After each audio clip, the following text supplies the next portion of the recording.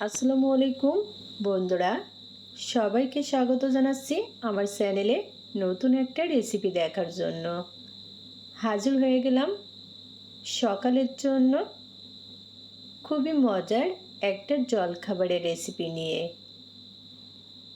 তোমরা চাইলে কিন্তু এটা বিকালের নাস্তায়ও তৈরি করে নিতে পারো, খেতেও অসাধারণ। তো চলো দেখে নিই নাস্তাটা কিভাবে তৈরি করছি। আজকের নাস্তা তৈরির জন্য বলে নিয়ে নিচ্ছি হাফ কাপ গাজর কুচি, গাজর গ্রেটারে গ্রেট করে নিয়েছি। 250 গ্রাম দুধ কিন্তু আগে থেকে জাল করে ঠান্ডা করে নিয়েছি।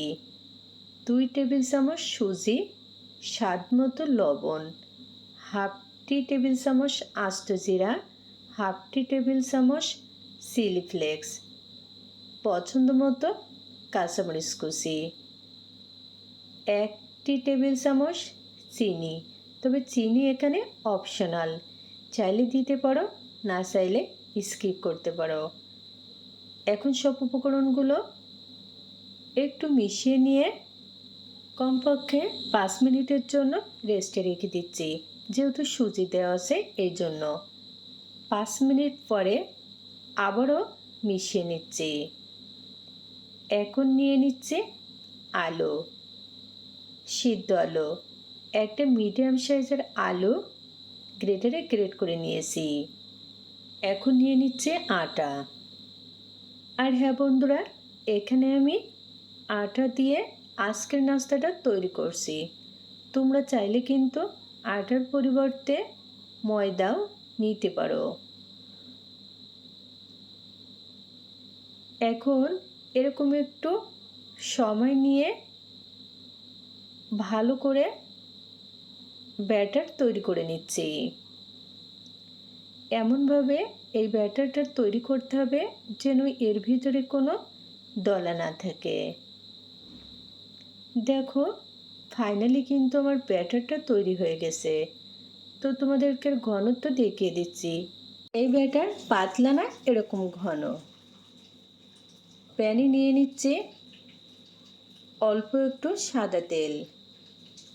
তেল গরম হয়ে গেছে, এখন ব্যাটার দিয়ে দিলাম। 2 চামচ পরিমাণ ব্যাটার দিয়ে এরকম একটু মেলে নিচ্ছি। আর হ্যাঁ বন্ধুরা, এই পর্যায়ে কিন্তু চুলার আঁচটা মিডিয়াম টু লো ফ্লেমে রাখতে হবে। এখন একটা ঢাকনা দিয়ে 2 মিনিটের জন্য ঢেকে দিলাম। 2 মিনিট পরে দেখো উপরটা প্রায় শুকিয়ে এসেছে। এখন উল্টে নিচ্ছি। নাস্তাটা ভালোভাবে ভাজার জন্য এরকম কয়েকবার উল্টে পাল্টে ভেজে নিচ্ছি।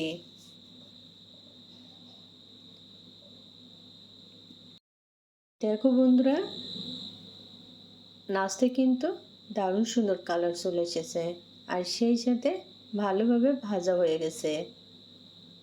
এখন নাস্তাটা তুলে নিচ্ছি।